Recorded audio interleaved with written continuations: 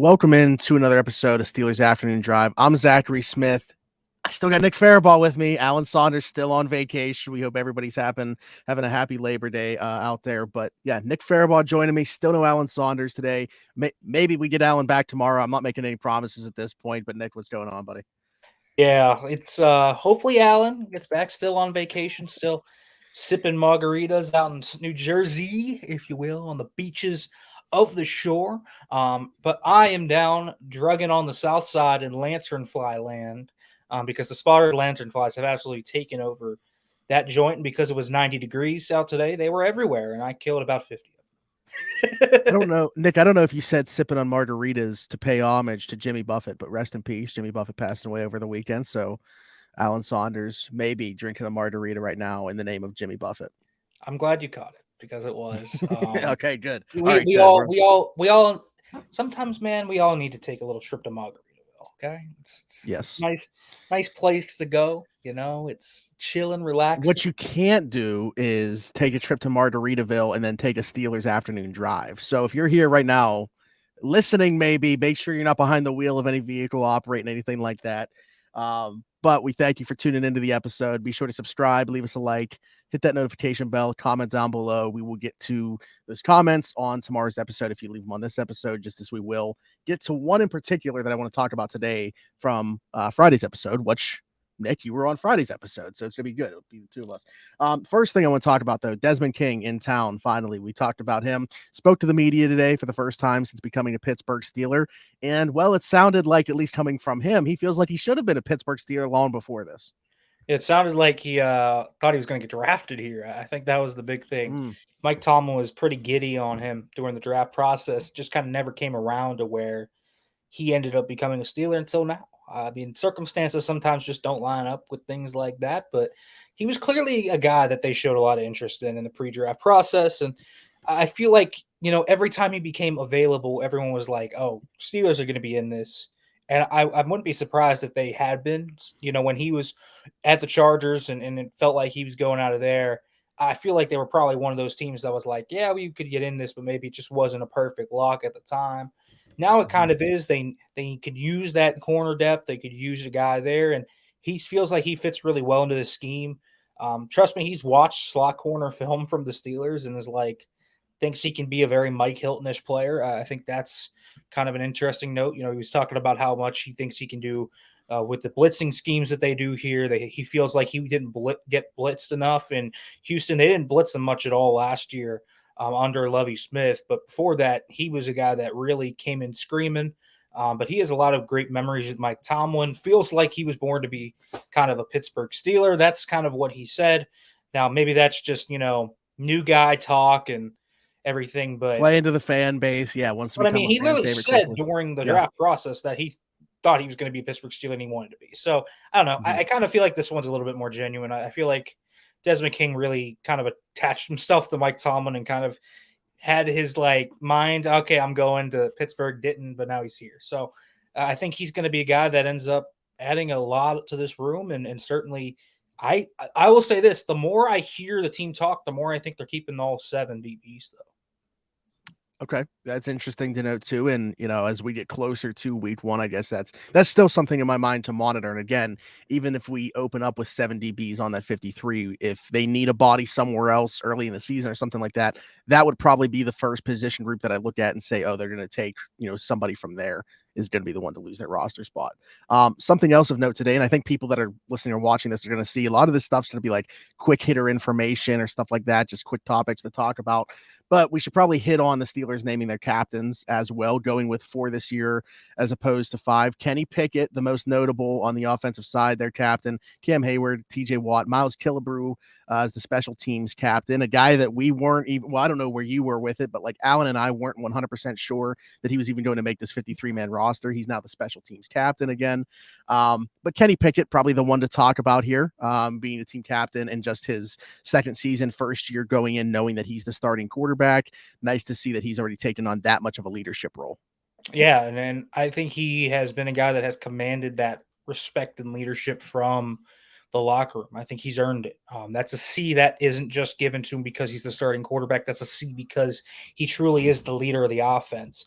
And all the other guys you kind of expected. Cam Hayward is a captain for the 9th time in his career, which is kind of insane. I can't imagine that's been done really much ever before. Certainly for a defensive player, Hmm. I would like wonder who did that in Steelers history. Like guys that could maybe have done it would be like Mean Joe Green, probably come to mind. Probably could have done that. I'm sure Big Ben did. Maybe Terry Bradshaw too, but I think he's in rare air there, and you can see why. He's the alpha dog. Like the leader of the football team is Cam Hayward. He is the respected wise man of the room. TJ Watt, also a guy that kind of is just very respected. Miles Killebrew, also very respected on that special teams unit. I know Allen was talking about how he barely got any reps at all at safety during training Hmm. camp. I didn't really care. He's probably their best special teamer. And when they lost Derek Watt, when they lose Robert Spillane, when they lose all those guys, you have to keep someone there. What better way to make sure you create a new nucleus by keeping the captain from last year and the guy you know brings the most? And I think that's also why Elijah Riley has a good spot on this team, is because, yeah, Killebrew probably won't play much on defense, but Elijah Riley's kind of also your backup safety. And so we'll see. I just think the captains kind of make sense. Maybe they would have Hmm. done 5. I think the one omission, Najee Harris was a captain last year and is not a captain Yep. this year. I wouldn't read into it too much.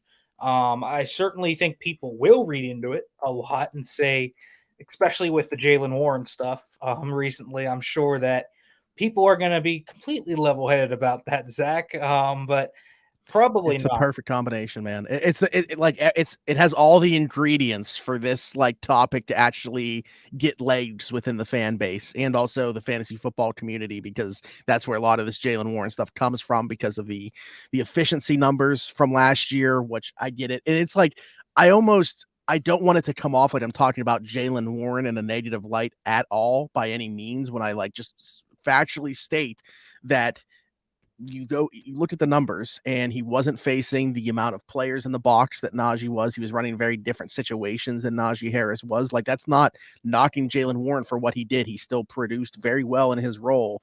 It's just the facts of the situation that he was in. And I'm excited about him being on this team still this season and everything like that. But I don't think that we need to, drop anybody to, put anybody up on the No, pedestal either. and I'll say this: it's happened before. Typically, the Steelers only have 4 captains. Typically, that's how it Hmm. goes. They have had 5. They had 5 last year, but Mitch Trubisky was a captain. But I think they kind of knew potentially that he was not going to start all year, and so Najee kind of took that mantle.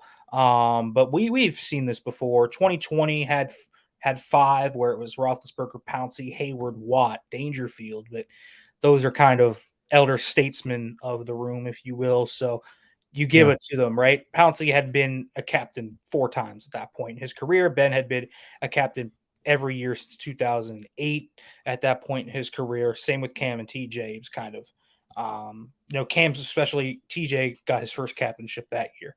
But like TJ wasn't a captain in 21. So I don't think anyone kind of said, oh, that's an issue that year. I think Najee is fine, and if he sticks with the Steelers, he very well could have his captainship back next year. Yeah. So please don't read into it. Marquise Pouncey also was captain in 2013 and then did not become a captain again until I believe 2018. So it's happened before. Right. Exactly. So I'm glad that you said that because I was going to briefly bring it up. I mean, I tweeted that who's going to be the first person to write an article about this, and again, kind of coincided with the Jalen Warren stuff, and thinking that he's going to take over as RB1. Is this just more of that? Now he's not even a team captain after being one last year. I'm with you though. I don't think there's anything to read into there, and unfortunately, you probably are going to see some stuff on social media about it, but not here, not on Steelers Afternoon Drive. We're not reading into it on here. We're not. Um, Doesn't mean that much. do you think, and fans are going to love this one, Nick, I'm excited to talk about this. Do you think the fans should read into being voted the 24th least loyal per Canada Sports Betting? Steelers fans, 24th. least loyal. You know the thing about those polls and studies is that they're always shoddily done within their methodology, and they're always used to kind of prop up some betting website. Like that is always right. It's like, oh, Or betting.com. Like, wait, did I say that wrong? The 24th. So like that yeah, makes them what, the eighth least yeah, loyal? eighth least I said loyal. yeah, yeah, yeah, eighth But least loyal. like you always see like, oh, it's bet.com or something like on there to drive betting to that site. Like that's what they're always used for. I mean, the methodology in this one is just related to 500 different keywords over the last 3 years, but that doesn't actually maintain loyalty to me just because you're not searching up Juju Smith Schuster in 2021 and then, you're not searching up George Pickens 5 times a day for every kind of click. It is not something that is so crazy. And then they also isolated it by state. So they put heavy emphasis on the home state of each team. So Pennsylvania is the only kind of heavily weighed state. But a study was just done like literally in April that 2/3 of the Steelers fan base in the United States is outside Pennsylvania. Like they are a huge fan base. I think they have the most out of state fans in the NFL. So I don't know how you can say the Steelers faithful is the eighth least loyal without factoring in an equal weight the outside of Pennsylvania part of that. Either way, I think you and I have both seen Pittsburgh and been around the Steelers enough to know just how much the town runs on the Steelers. For better or worse, yes. Like literally a Sunday in Pittsburgh during Steelers games is literally just completely kind of cleared out for Steelers games. Everyone's going out early so they can get to the Steelers game. If they're not going out then, they're going out after. Like everything is revolving around the Steelers game, whether it's a home game or an away game, everything. And so I think we know how crazy it can get in Pittsburgh. So I just go by anecdotal evidence and the fact that that methodology that we saw isn't really that good, that I'll say the Steelers fans are probably more loyal. Yeah, so the Cincinnati Bengals number 1, Cleveland Oh yeah, Browns it was over last. the last 3 years too, and you go through like the top 10, and it's just like every team that's been good, like the past 3 years: the Cincinnati Bengals, the Kansas City Chiefs, the Buffalo Bills, like the Eagles, Minnesota Niners, Vikings. yeah. It's like, oh, it's every team that has been good recently. I wonder why their keywords are up. It's almost like people are searching for good teams or something. It's kind of wild, and really, all that study proves is that when you're a good football team, fans care more, which is, I think, pretty obvious. Nick, while Canada sports betting may not be high on Steelers fans, there is a former NFC exec that is very, very, very high on the Pittsburgh Steelers.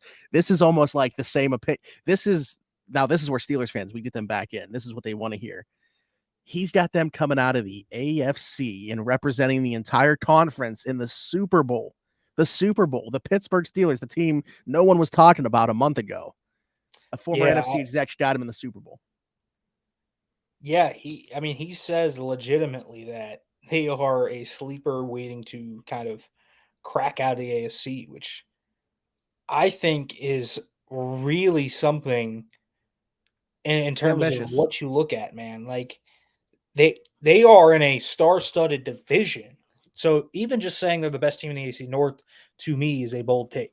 To say they are going to come out of the entire AFC, that is something I think that is a little bit too lofty for me. You're because at that point you're predicting Kenny Pickett to literally take a Joe Burrow leap. You're expecting George Pickens to be the superstar receiver. So you're expecting everything to go bang, bang, bang, bang. And you're basically saying they're going to be the Bengals from 2 years ago. And I mean, it can happen. We've seen it happen recently where those young quarterbacks take leaps. Jalen Hurts last year. So Kenny Pickett could be that guy this year. It could happen. I just would not be one to predict to happen. I still feel like the Steelers are still 1 year away from where I would even predict that if, depending on how they look. I've largely looked at this year as the last year before the big stuff comes, right? Before you finally expect them to go far deep into the playoffs. Like I think this year is they're just 1 year away. I think they need a year of those young guys getting a little bit better, another year where Kenny Pickett kind of plays. I just think they're 1 year away from like, okay, we're ready to go to the moon. But hey, some people think they are. Like I think there was a betting article yesterday too in the Arizona Republic, if I remember correctly, where guy had him winning the whole thing. Like that is crazy. Oh They had him wow. winning the Super Bowl. So the hype train is really going crazy right now in the media. I'm gonna say it. I'm gonna be a little bit of a Debbie Downer. I would slow down. Oh, come on. I like the Steelers. I like what they do. I just think Super Bowl talk is too much right now. They have a really good team, but that is a loaded AFC, man. Yep. You can't tell me you would pick the Steelers right now over the Chiefs. I'm sorry. No. You can't say you would pick them over Patrick Mahomes. Like it's just hard to make that argument for me. And so I just think right now we need to wait until if they come out and they start to prove, Kenny Pickett shows that he's like a superstar guy. George Pickens continues to show that he's like this elite receiver. Like if that starts to happen, then yes, we can start talking about that. But that's going to be like week 8 or 9. Like let's chill on the hype. I think the hype should go right now to okay, they're going to be contenders in the AFC North and they're going to make the playoffs. I think that's realistic. I just don't think it's realistic to say yeah, guys, this team is going to have everything go right for them. All this is going to hit, and they're going to go to the Super Bowl. Like I would have told you, even when the Bengals went to the Super Bowl, when they did, if you had predicted that in the preseason, you would have been a fool because Yeah. you were predicting the Jamar Chase rookie kind of storm that he had, Joe Burrow to become a great quarterback. Just everything hit for the Bengals that year. Everything outside of their offensive line, which was bad that year, everything hit for them.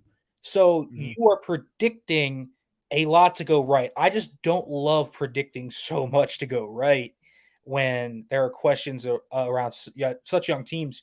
But I mean, if you're going by that model where you're saying, okay, a young team's got to break out and got to be someone that comes out of conference, right? I mean, the Steelers do fit the bill.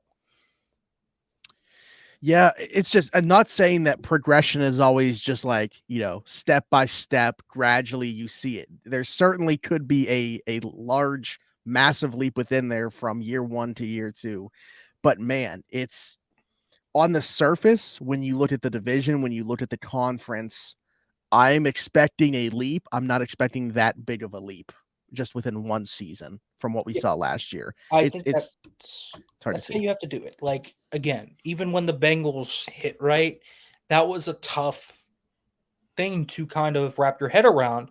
And that team had more questions than the Steelers do right now, even then, because that defense had a lot of questions and they just ended up hitting everything on defense. But it's just tough to predict those young teams of which young team is going to have that. If you believe the Steelers are going to the Super Bowl, you have to believe Kenny Pickett is going to be a top 10 quarterback this year. I feel that way. Yeah. You have to predict he is going to be the next breakout franchise quarterback.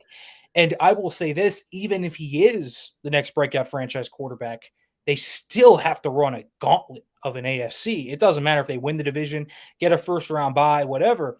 The Chiefs, the Bills, the Bengals, the Ravens, the Chargers, the Jets, all these teams, the Dolphins, like all of these teams are in that AFC, and there is no easy cakewalk. If they were in the NFC, I think that Oh argument yeah. would actually be really more potent because there is, I think, a path for that to happen. A young team in the NFC to kind of ascend like the Eagles did last year and make it. I just think the AFC is such a tough road to get there, even if he hits. I just think it's really going to be kind of hard to overcome that. But hey, if you're for bold predictions, I mean, go for it.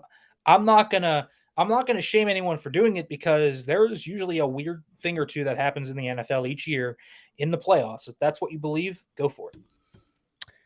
Yeah, I would say if they were in the NFC, maybe they're in a spot where we're talking about the other side of the North, the NFC North, where the Lions, who ended last season the way they did and have a ton of expectations this year, maybe that's the Steelers of the NFC right there. Week 1, Steelers kicking off the season with the San Francisco 49ers. Still no Nick Bosa as of right now. I mean, there's been a lot of reports out there, like the expectation still is going to be that he will play. Dan Moore even said they're preparing as if he's going to play. What can we like? Where are you at with this though? Is this a situation where, and I'm not saying one for one comparison is the same, but if Steelers fans remember, TJ Watt signed a new deal 3 days before we played Buffalo in 2021, showed up, had 2 sacks, forced fumble. Now, I'm not saying that's a one-to-one comparison. TJ's still around the team doing some stuff in training camp and everything like that. Where are you at with Nick Bosa? Like, prediction wise, do you think he signs? And what would you expect if he does play in that first game? Yeah, the TJ Watt comparison is one that's interesting because TJ was still conditioning every day he Yeah. was there under team guidance, in team meetings, like he was doing the full thing. He just wasn't practicing, which I think is different than what Nick Bosa is doing, training away from the team, not in team meetings.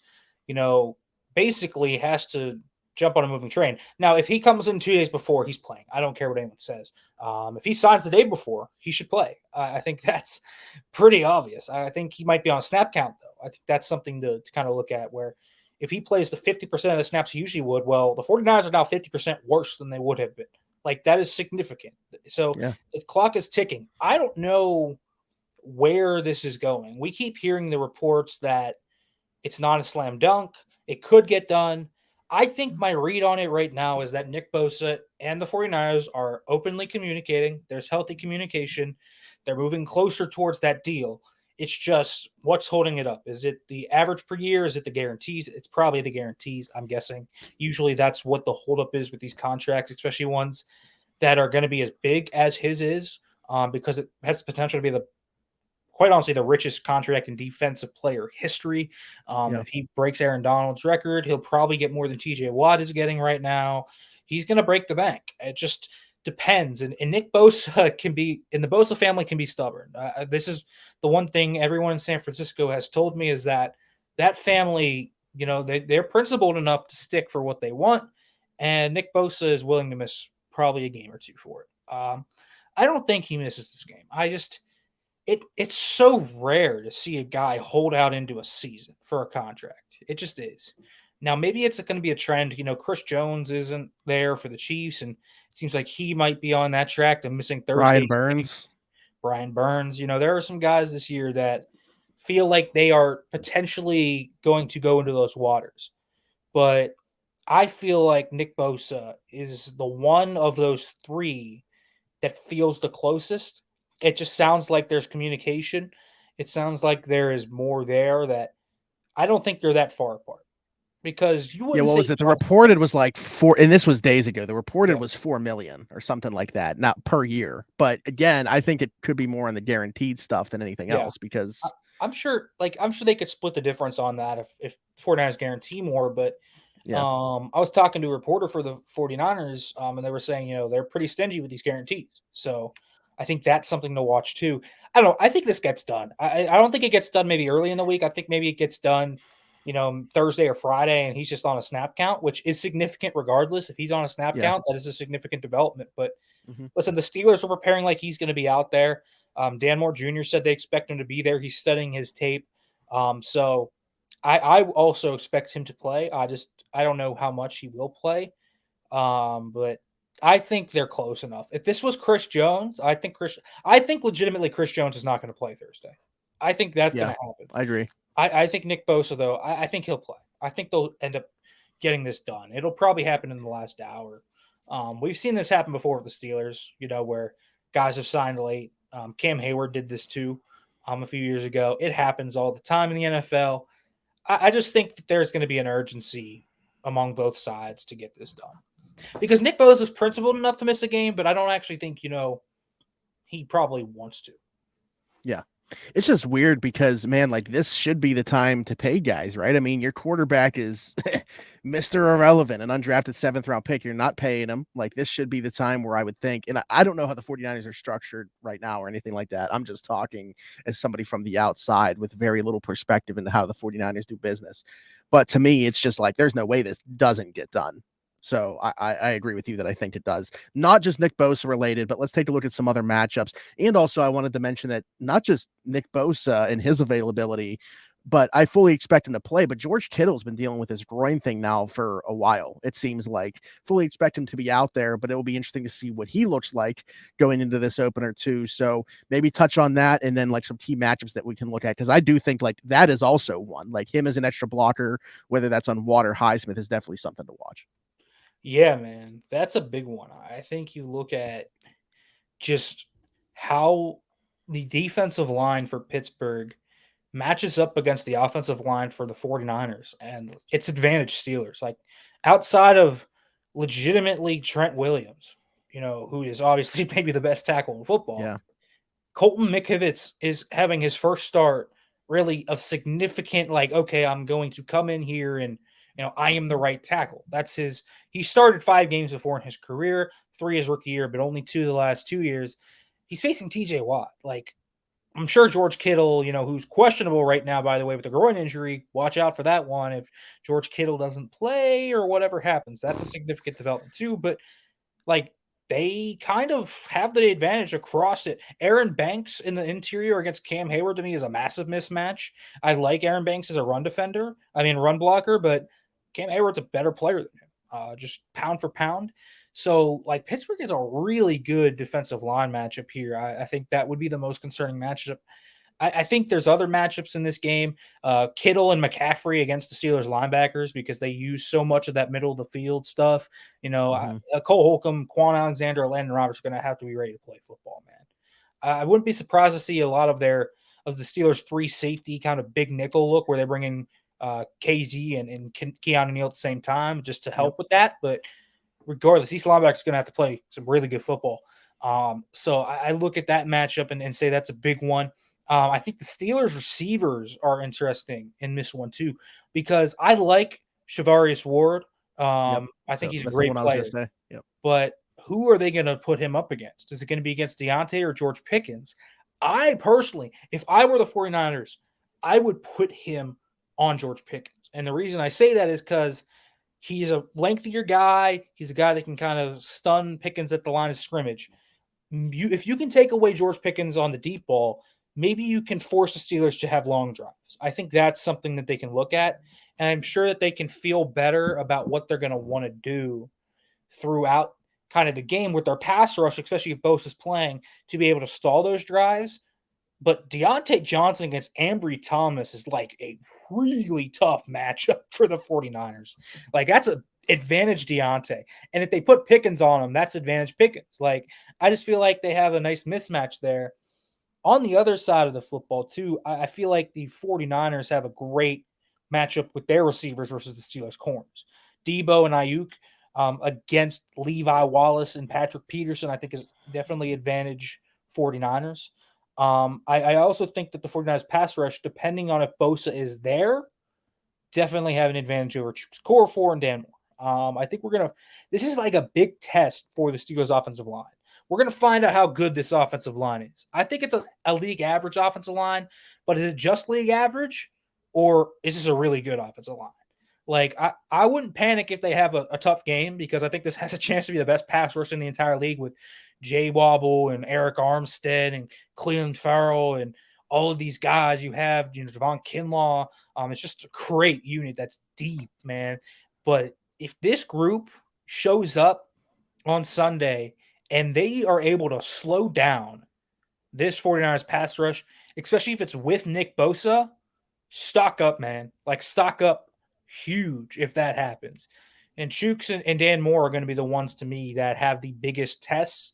Now, Hargrave and Armstead against Daniels, Cole, and Sayamalo, I feel like you feel better about those matchups because the Steelers just have pretty good strength on the interior, but big game for Dan Moore, I think particularly. I don't know how you I don't know how you can come out of the game. Let's say Dan Moore is able to face Nick Bosa and largely neutralizes him.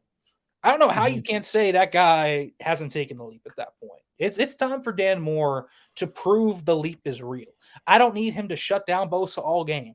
I just want to see him compete and look like he belongs. Because before, when he's faced top pass rushers, he hasn't looked like he's belonged. This is a huge game for the Steelers offensive line. Yeah, I would agree. And you obviously hit on so much there that the ones that I was looking at was the 49ers defensive front against our offensive line, specifically the interior too, where I think the Steelers' strength is. If those guys can hold up the way that we think that they're going to, that would obviously be a good sign for this game and going forward. And also on the 49ers defense, yeah, you mentioned Ward. Like, I'm curious what they're going to do with him. Clearly their best corner.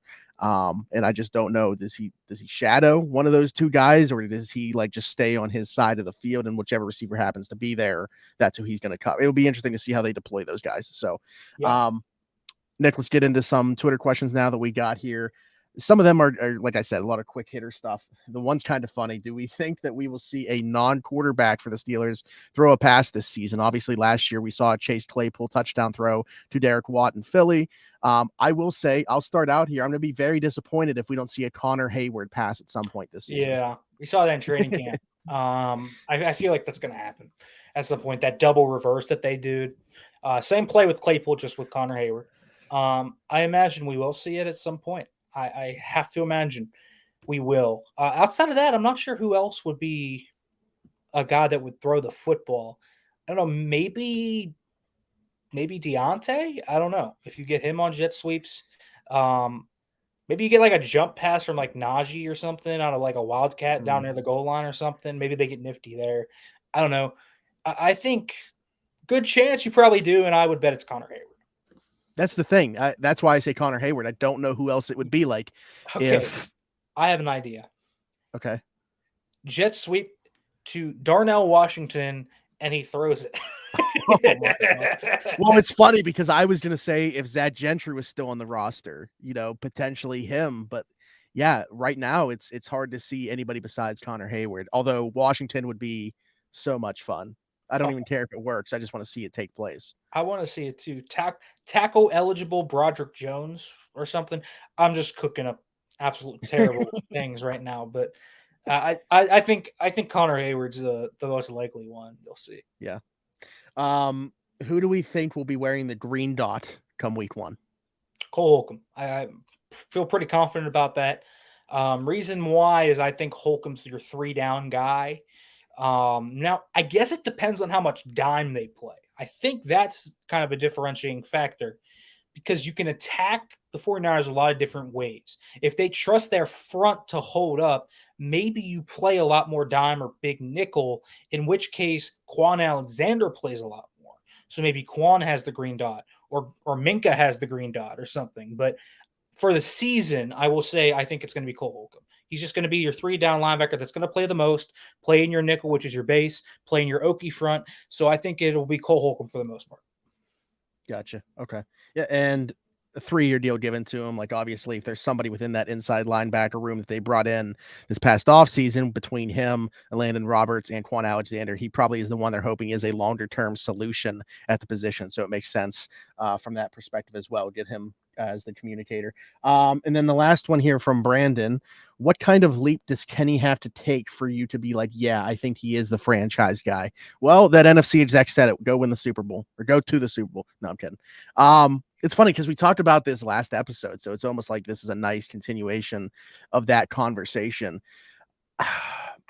You know what? I'll let you answer first because I have in my mind, I don't know if this is from like a statistical perspective or just like what he looks like on tape, but I'll let you go first because I got an answer here. But Yeah, I'll say this. I think that when you look at guys that have broken out before, and I've talked about this before, where I think he should be aiming for about 305,000 yards, 20 over 22 touchdowns, somewhere around there, like 20, like triple his amount from last year. Got 21, 22, 23 touchdown passes.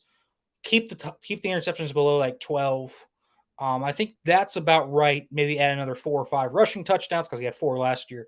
So if you put that in together and it's about 3,500 yards passing, about 30 total touchdowns, somewhere around there. The interceptions aren't too bad. I think that's about right. And then the tape obviously has to back it up too. He's got to be a guy that's doing that while pushing the ball down the football field. So I want to see him be able to make tight window throws, make big time throws, make anticipatory throws, stay in the pocket, be able to make those plays while still dazzling outside the pocket.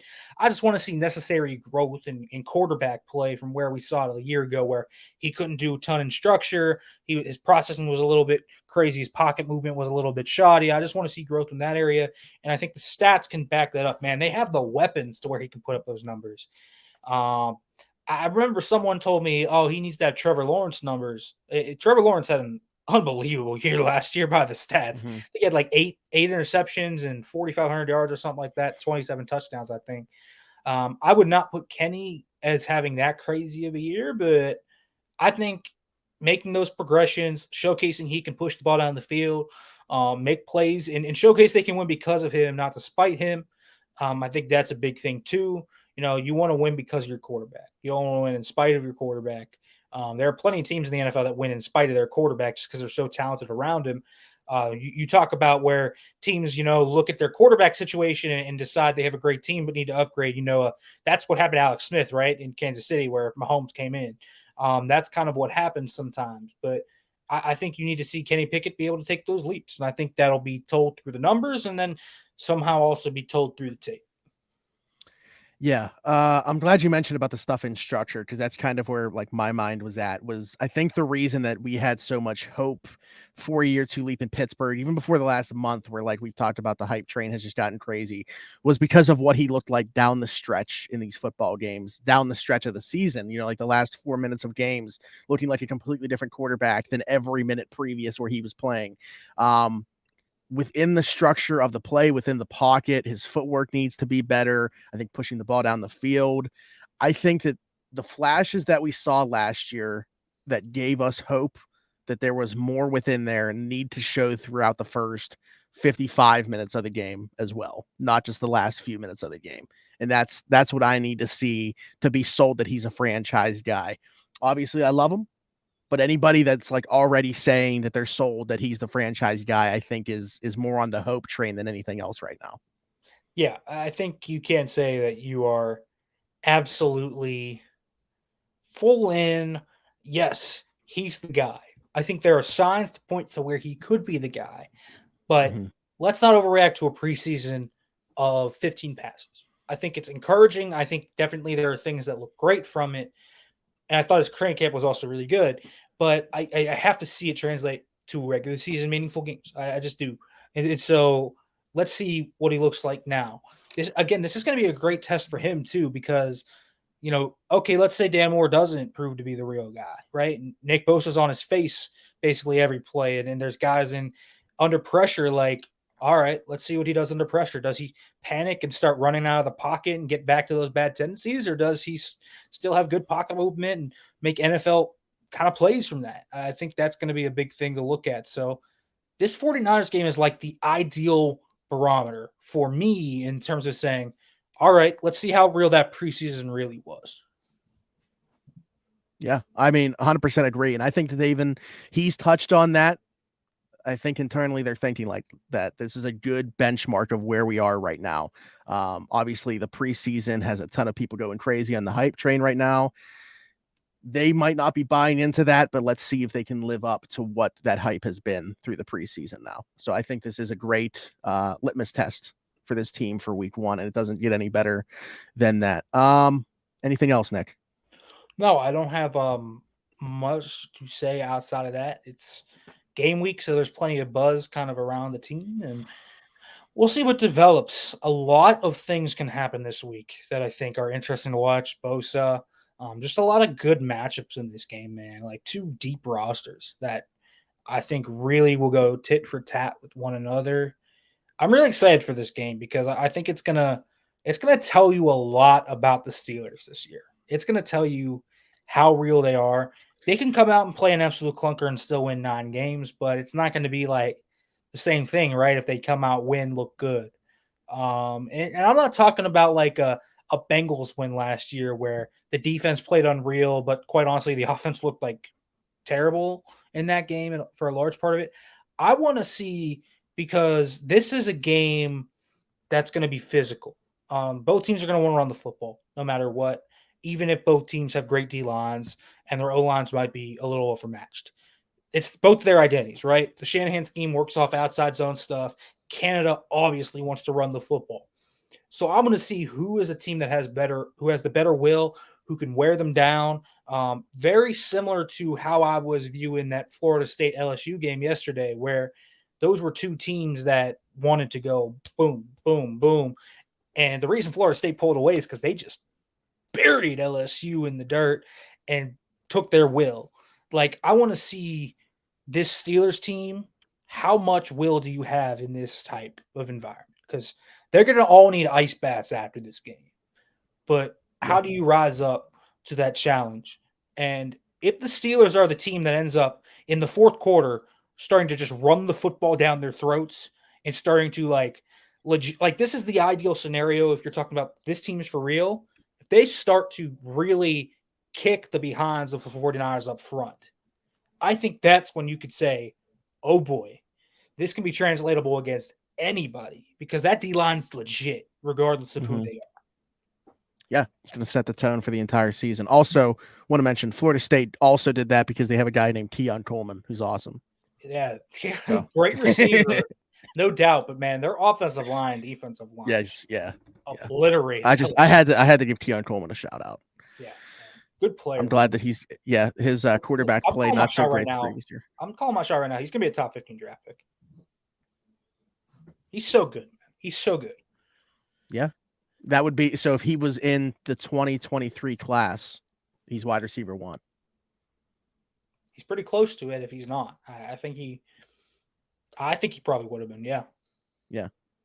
All right. Well, this isn't a Florida State podcast, but there you go. There's your daily dose of Keon Coleman talk on Steelers Afternoon Drive. Nick, tell the people where they can find you.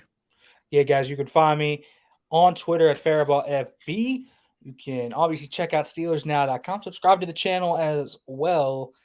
I think Alan Saunders will be back tomorrow, and I think with Tomlin Tuesday, the first Tomlin Tuesday. Good afternoon.